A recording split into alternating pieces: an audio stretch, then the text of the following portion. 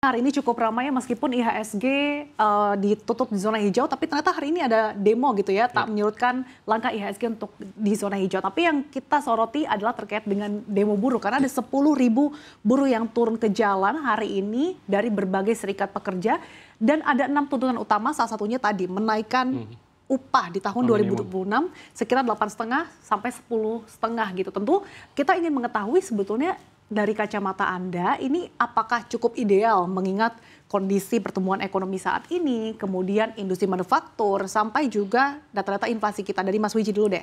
Iya, masuk di bulan Agustus akhir sampai dengan September awal itu biasanya adalah tanda kutip pemanasan.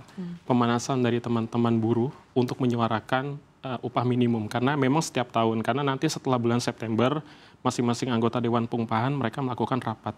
Biasanya rapat untuk menentukan berapa nih besaran upah minimum yang akan diberlakukan di tahun 2026 mendatang. Nanti ketok palunya di bulan November. Jadi tentu saja keinginan buruh adalah upah minimum itu pasti naik tinggi. Tapi kita lihat bahwa kondisi ekonomi kita memang masih dalam kondisi yang seperti inilah gitu. Jadi dari sisi pengusaha juga mereka berat, dan kita lihat juga masih terjadi banyak PHK juga.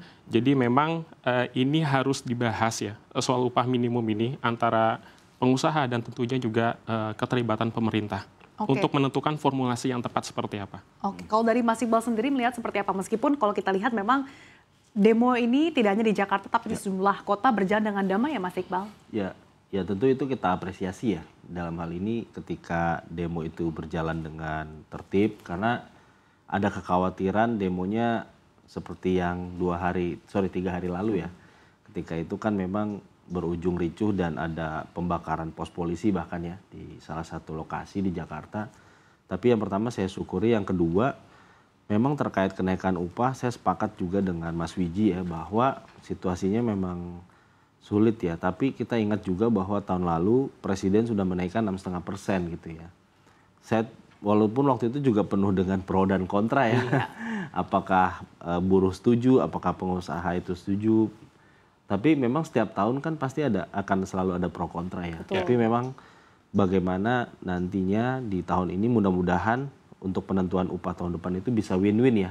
Jadi bagi pengusaha, buruh, dan masyarakat juga. Gitu. Oke, saya akan kembali ke Mas Wiji. Kan dituntutnya naik sekitar 8,5 sampai 10,5. Nah ini kalau kata buruh, sebetulnya naiknya cuma sekitar 200.000 sampai 500.000. Kok ini nggak seberapa dibandingkan dengan tunjangan rumah DPR yang sampai 50 juta. Nah ini gimana sih sebetulnya hitung-hitungannya? Jadi tentu berbeda ya. Jadi buruh sudah mulai menghitung dari awal nih formulasi tentang kenaikan upah minimum tahun 2026 mendatang.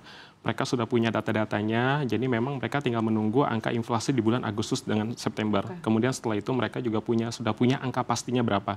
Tapi melihat angka 8,5% sampai dengan 10,5%, mereka sudah punya prediksi ramalan angka-angka yang mereka masukkan ke dalam formulasi perhitungan upah minimum. Jadi kan di dalam formulasi perhitungan upah minimum itu ada 3 komponen sebenarnya, ada 3 hal yang harus dihitung. Yang pertama adalah pertumbuhan ekonomi, yang kedua adalah inflasi, dan indeks tertentu. Nah ini yang sudah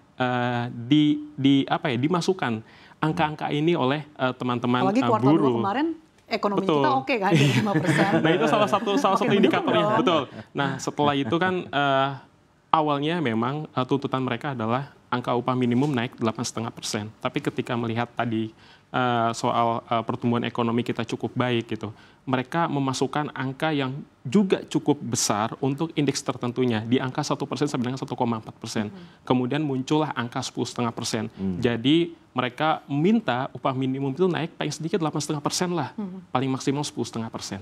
Oke, 8,5 untuk buruh, tapi satu sisi netizen juga menyoroti nih, DPR malah 50 juta rupiah ini sebenarnya bisa apple to apple nggak sih, Mas Iqbal?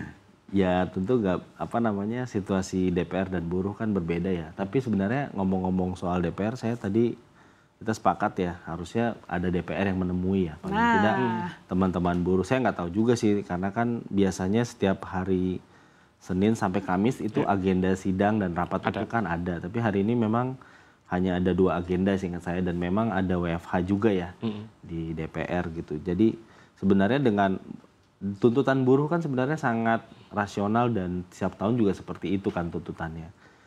Ya saya sih tadinya berharap DPR mungkin ada yang bisa menemui, cuman saya nggak tahu kenapa nggak ada yang menemui ya.